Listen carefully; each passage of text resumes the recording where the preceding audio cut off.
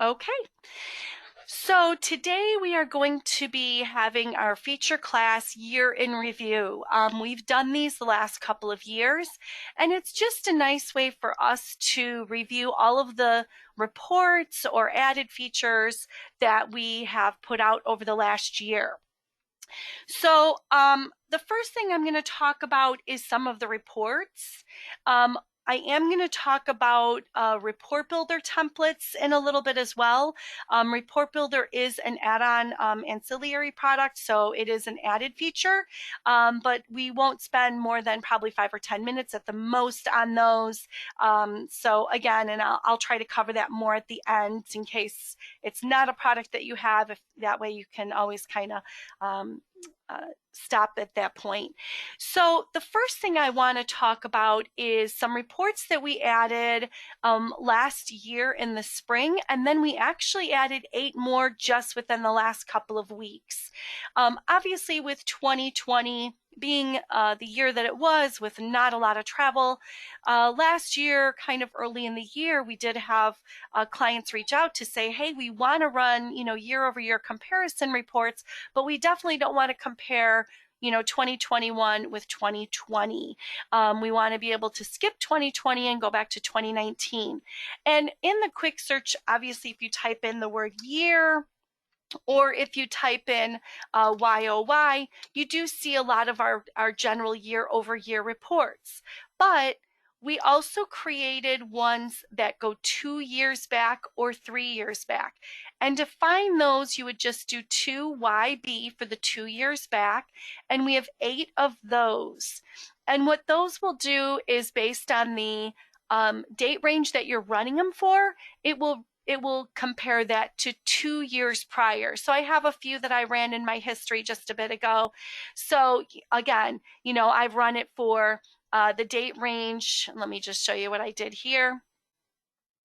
So if you use the date range of, last quarter, then what it's going to do is give you that information, and then the same information 2 years prior. Now, I do have to say I am obviously in our demo database. Our demo database does not have data that goes that far back, so that's why you're seeing all of the zeros. I obviously can't show live client data, so you would see it with information in that section with actual numbers. However, that being said, the standard is that we are maintaining 30 months of rolling data for the majority of our clients. So if you're unsure how far back your data is going, there is a dashboard tile that you can add into your dashboard, and that will show you the most recent booking that we have and the oldest booking. So if you go to your dashboard, and this is what it's called, min-max issue date. So if you add the dashboard, you would just type in MIN or MAX, and then you would add that. There's no filters or anything that you would need to worry about. And in this case, it shows our oldest booking is just, a handful of months ago. Our most recent booking is that. So again, this is demo data, so yours will be more accurate, but this min-max issue date will be a good way for you to see, okay, we're only going back, the full 30 months, but I want to go back 36 months to get a full 3 years. If that is the case, and you would like us to look into adding additional data storage for you, what you would do is reach out to support@grasptech.com, and you would just say that, it looks like our data is only going back to such and such a month, year. Can we get an estimate or a quote on how much it would be to add more on? Again, with 2020, with there not being a lot of bookings, our tech services team, when they've done quotes, a lot of times is able to up someone's date range that they're pulling without changing the storage that was being used.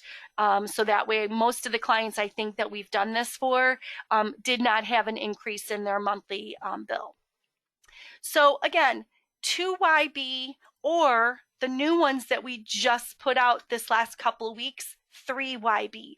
So again, 8 reports, exactly the same as the 2YB. So if you run it and you put in, all of 2021, it's going to go 3 years back. So again, it's going to be based on how much data we're storing, but it's just so that you know that those are there if we are storing that much data for you, so that you can see and compare to either a year prior, 2 years prior, or 3 years prior. And let me just look to see. Okay. So the next item to talk about is a feature that we added. Under the menu on the Help tab, and let me actually close this out. When you click on the Help tab, it used to, prior to last summer, open up a little window and there was a tab for video and a tab for documents. Now when you click on the Help, and we've really put a lot of information out about this, so hopefully you all have seen it, gone in here, kind of played around in it. But it is our new knowledge base site. And we do have a tile on there for pretty much every one of our products. You could see all the different products and get a little bit of information on them. I do like to point out this What's New at Grasp. This is a nice little overview of maybe our holiday schedule. Maybe you got an email about a maintenance on one of the products that you have of ours and you just can't find the email. Good place to go to see that. Development release notes, that type of thing. And then also we do a blast email every month with a tip and report of the month. So those are listed on here in case you missed that, again, so you don't have to always go back and find the email. But the majority of the information that we have is on the Grasp data tile. You can also utilize the search window. So if I was to come in here and type in 2YB, I'm going to see that that's in a few different spots. It was in our report of the month. It was in the archive tip and report of the month. There's actually a list with descriptions. Or maybe I want to find out about how to, create a batch. So I start typing in create, or maybe I want to set up a new user. So it's going to give you all of the different options of where that keyword is being used. When you click on the tile itself, you'll see that it's in alphabetical order except for this top line, which I'm going to talk about here in a moment. And we have both videos and documents. And all of the documents on here have been redone last year. So they're not even the ones that were on that previous tab. So things about, admin versus user logins. If you're setting up a new login for someone, what kind of rights do I want to give them?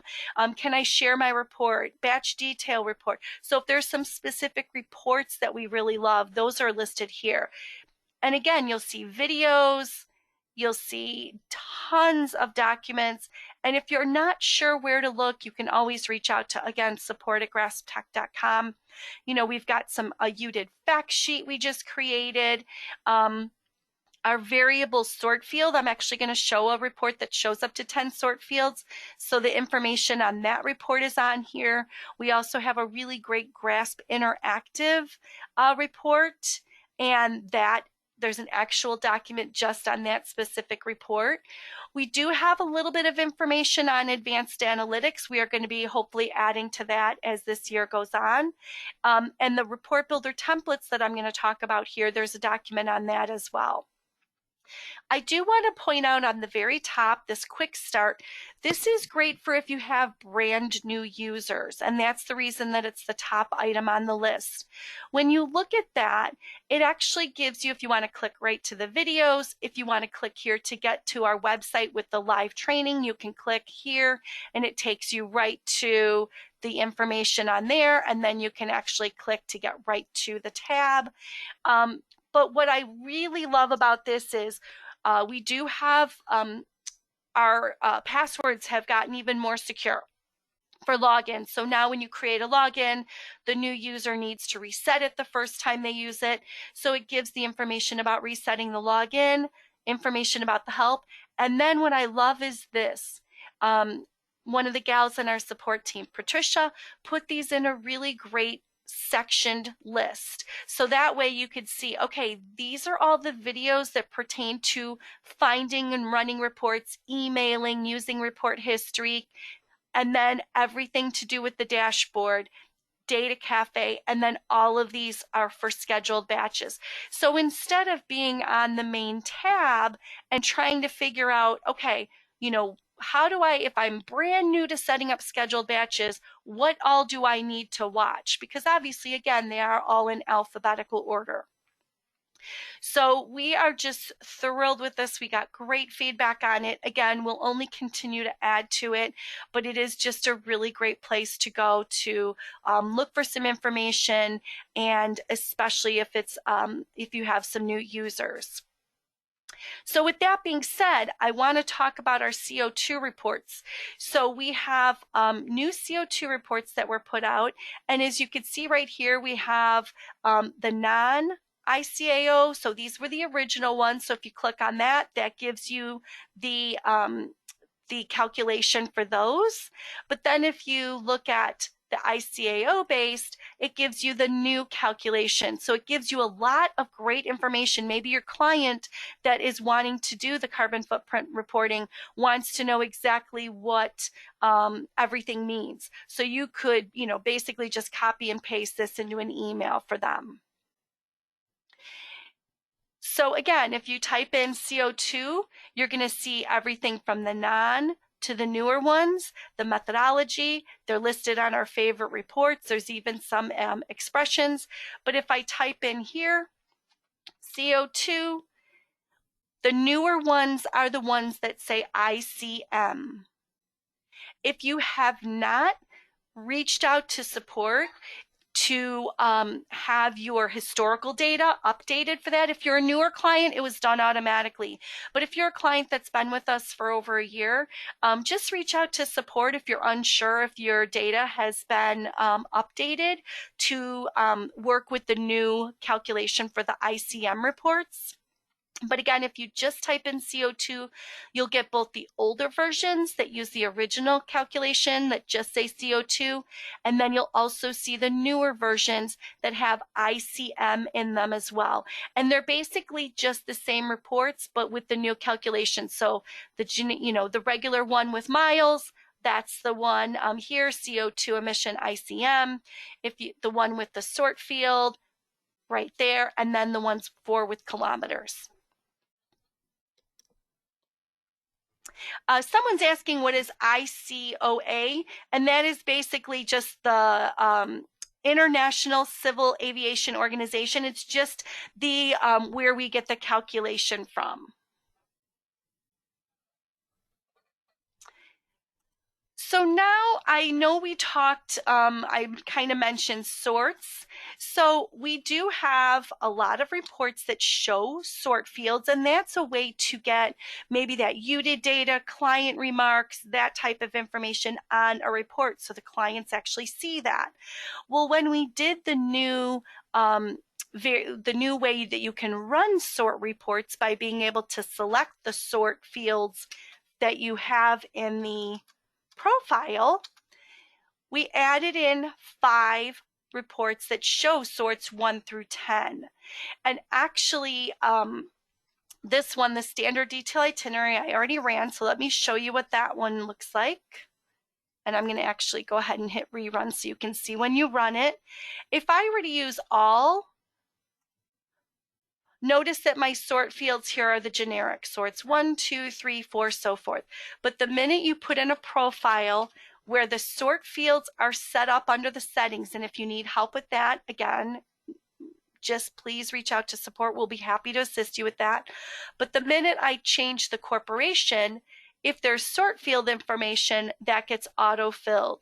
You can always change around the order. So maybe if it's, by sort, which means it's visually grouping by sort 1, you can change what sort 1 would be. And all you would do is put your cursor in that field, use your backspace, and now it gives you all your information. So if this time I actually wanted division to be sort 1 and project to be sort 2, I could switch that around. When you look at that report, go ahead and pull up the one I ran a little bit ago. Make this a little bigger. So now this is giving you just a lot of great information. And then here's your 10 sort fields. Again, this is demo data. We don't have 10 UDID set up in any of our accounts. But again, it does give you all of that information, including miles. We do get a lot of questions asking if how many reports, for a report that shows mileage. So that's in there. Record locator. We really did try to get a lot of information in there, different exceptions, the validating carrier, account name, all that good stuff. And then there's an actual cost of trip subtotal as well. Another report that we didn't release last year, but we do still get quite a few people asking about it, is our master airline contract report. So when you used to type in the word contract, it would give you, you have all of these different reports. So if you wanted to run it for American or, United, Delta, and so forth. And basically what these are, contract is maybe not the correct word, but they're more market pair reports so that when you're negotiating with the airline, you could show, okay, we did this much on your airline versus all other airlines. Well, what we would get is clients saying, okay, great, great that you have all these airlines, and many of these you'll see obviously aren't even in business anymore, but if someone wanted to run that on a carrier that we didn't have, they would have to pay to get a custom report.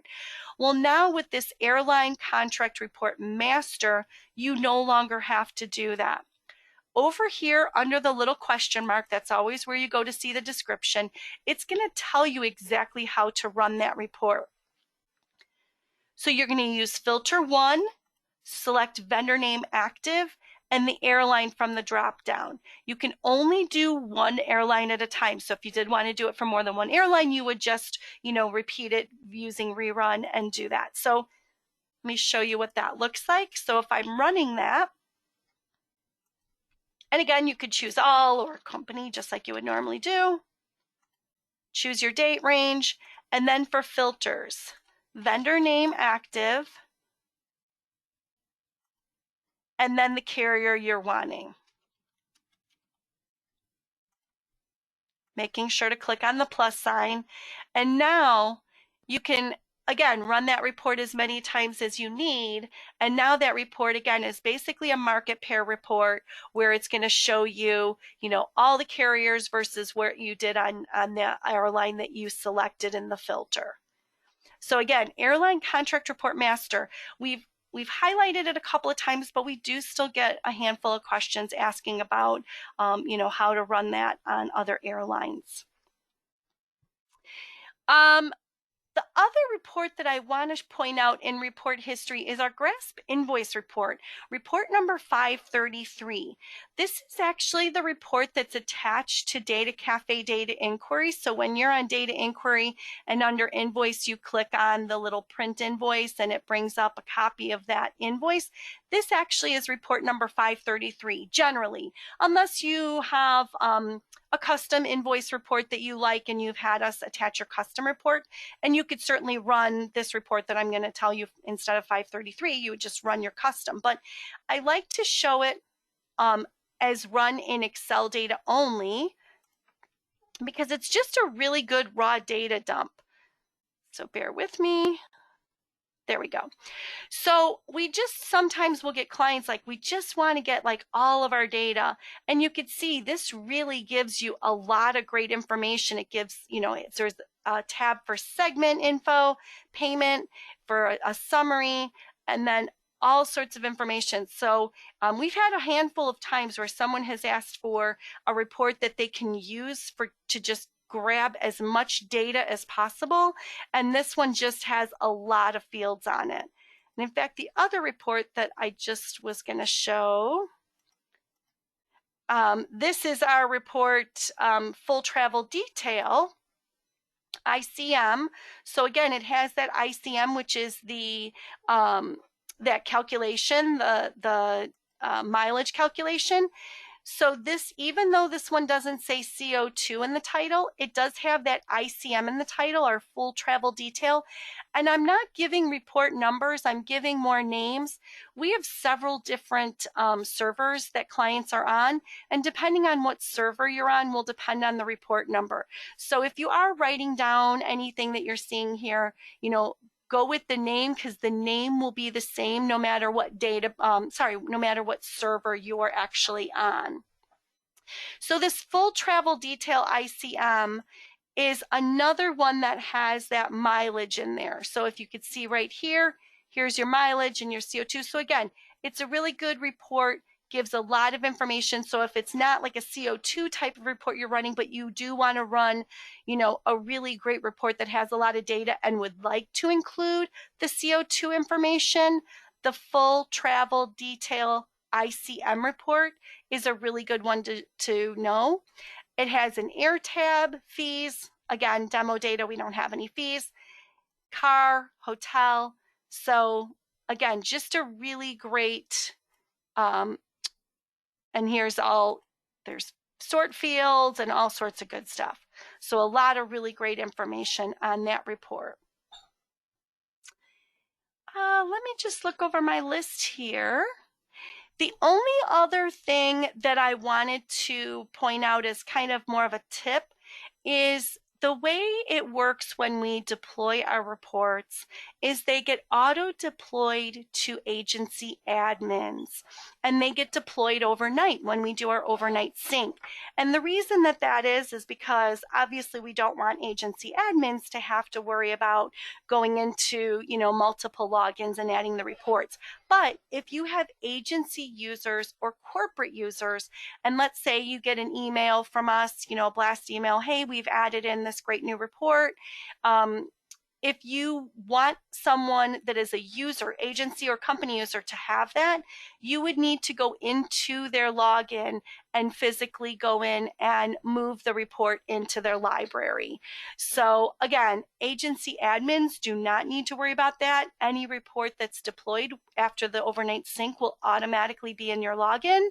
But for agency users and company users, you do need to go in and move those in. We don't want to assume that the reports that we're deploying would want to be given to all user types. So now we're going to switch more to some enhancements and tips. So we talked a little bit about the knowledge base.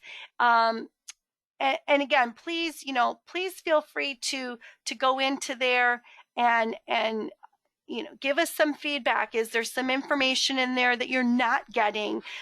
Is there something in there that, you feel kind of didn't make sense? Again, we tried to review everything with a multiple pairs of eyes, but, we're certainly would love some feedback from you. But the item that I want to point out now is our report builder templates. So for our clients that have our report builder product, what we came out with last year was 13 templates. We did not auto deploy these. We put a blast email out probably at least 2 times, if not more, letting people know that we had them. We do have information on the knowledge base about them. So if I type in the word template, it does come up right here, Templates and Advanced Analytics Report Builder. And this document lists the 13 reports. And if you click on them, it actually will take you right to that report. And what this does is it shows you what we did in the report. What we are using on the data sources tab, what fields we're pulling in, did we do anything with the style, how are we filtering it, and so forth. Now, you can run these reports as is. Unlike if you build a report, chances are you may not have added in a sample, but we did go in and add samples to all the reports, so you should be able to just click on a sample. Let me make this a little bigger. And be able to see what that looks like on any of these. So it's a really good way to, see what a report looks like or does without running it. The beauty of these templates is not only can you run them as is, but agency admins I do want to give a little fair warning. There was no way for us to say to agency admins to your rights, you can't make changes to the specific report. So again, we do have a note at the very top of this document. Please note, agency admins can do a save or save as they can with any report builder report. Highly recommend you always do a save as. That maintains the integrity of these templates. So again, if you are an agency admin and you're like, okay, this is great, I just need to make a few modifications, you truly could come in here, hit edit, pull the template up and save it. But if you do, now you're changing that and it no longer matches what we have in our document. So again, we just highly recommend that you do a save as, so that way now, and call it a new name, and just like you normally would when you're cloning a report. But it's just a really nice way, especially if you are a new user with Report Builder, or more of a beginner. It's a great way to go in and see how a report was built.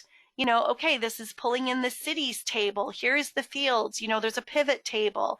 You can change the filters. Again, making a clone first. If you want to not colorize it, you could certainly go in there and do that. Now, for certain things, if you're like, I love this report, but I don't want it colorized, sure, go ahead and make changes to that.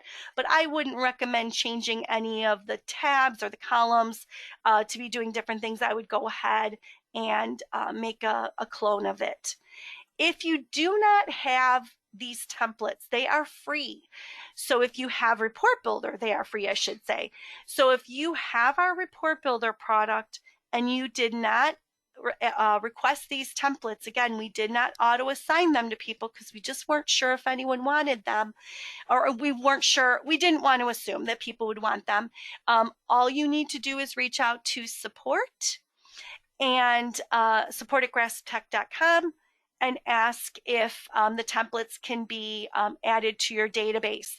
As an FYI, we did go in and put them all in a category. So if you look for RB template under subcategory, that would be a good way of making sure that you don't have them before you request them. But again, we were thrilled with doing this for clients. It's something we had wanted to do for quite some time. I can't imagine that we won't add more as time goes by. If there's some that you would like to see, reach out to support, give us some suggestions of maybe a report that you find yourself building over and over again, and we'll be happy to add that to our list. And let me just see. Someone is asking, is there a way to deploy reports to users in bulk rather than going into each individual? No, unfortunately not. However, we keep a running wish list enhancement idea list that we have shared with the developers, and that is something that has been on the list. So we are hoping for something like that. We do know that a lot of our clients have, dozens, if not hundreds of users set up under them. So it is something that we have asked for. Great question. Only a few more things really to talk about here.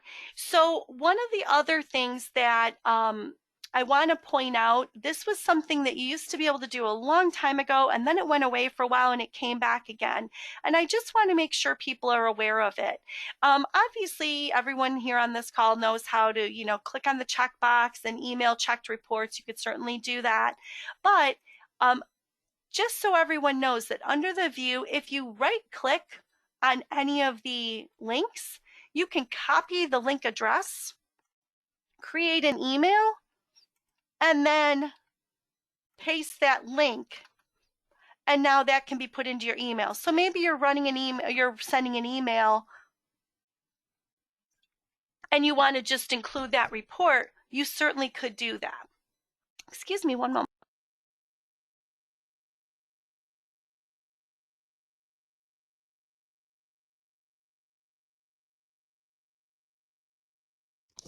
My apologies, I just needed to get a sip of water. So again, maybe you're doing an item in Outlook, email in Outlook, and you just want to send it as a web link. You can go ahead and right click on any of the links and copy the link address. Just like if you are sending it from an email in WebLink, so if I choose WebLink here, the link is only valid for as long as the report is in report history. So meaning as if I email this out to someone, they save the email, in 9 months they click on the link, they will get that error 404, file not found, because the report has been auto-deleted. Our reports auto-delete at 6 months. Some clients actually have it auto-deleting at a sooner date, I believe 4 months. We have a few that do, so because they didn't want as many in their history. So as long as as long as the report is in report history, the web link will work. WebLink password protected is another thing we've been getting questions on. Just security has gotten more and more requested over the years. If you choose to send an email, whether it's setting up in a batch or sending it from report history using WebLink's password protected, you would add in your item, your password. If you check the box email password to recipients, it will send 2 emails, one email with just the password and the other email with the report. If you have set up your batch to use WebLink's password protected and you say you check that box, it is only going to send that password when I hit save right here. It does not send that password every time the batch runs. It literally just sends it as soon as you hit save to save the distribution page. But again, I just wanted to point that out because we just have seen more and more questions about security, and firewalls. We know sometimes will not allow attachments, so we've been getting a lot of clients using web links or WebLink's password protected on those. The other item, and this is something that isn't necessarily an enhancement, but more just a suggestion or when you are setting up dashboard widgets, now I do have one dash in here, but do not use any kind of miscellaneous characters, and I would not use more than one dash. Same thing when you are creating report builder report names. I actually learned this the hard way myself. When I was creating my templates, I had multiple dashes in there, and when I came in the next day, my reports were gone. A developer had to find them and put them back into my system. So just no miscellaneous characters, maybe one underscore, one dash at the max. Numbers are fine, but not miscellaneous characters. So just a little tip so that you don't run into trouble like we have done here. That is pretty much it. The only other thing I will point out, and this is on both the ribbon of the go-to meeting and in our help tab, is our favorite report list.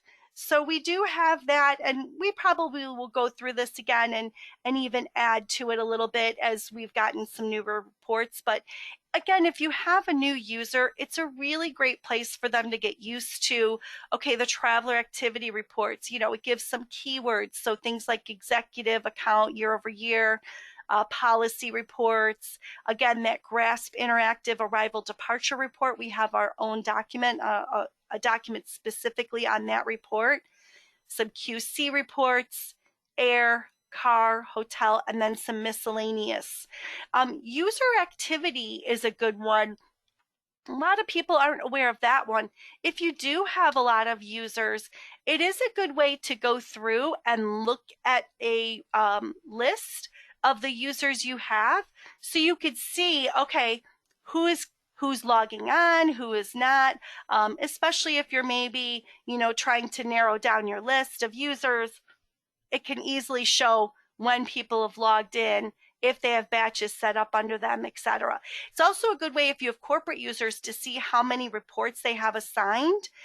We always recommend that you don't necessarily give your corporate users, your entire library of reports. There's going to be reports that will have commission, revenue, that type of thing, that you probably don't want them to run. So it's a good way to also make sure, okay, we've set up this company user, we want to make sure we go in and cull that library a little bit and make it a little more narrow. I'm going to go ahead. I'm going to stop the recording now.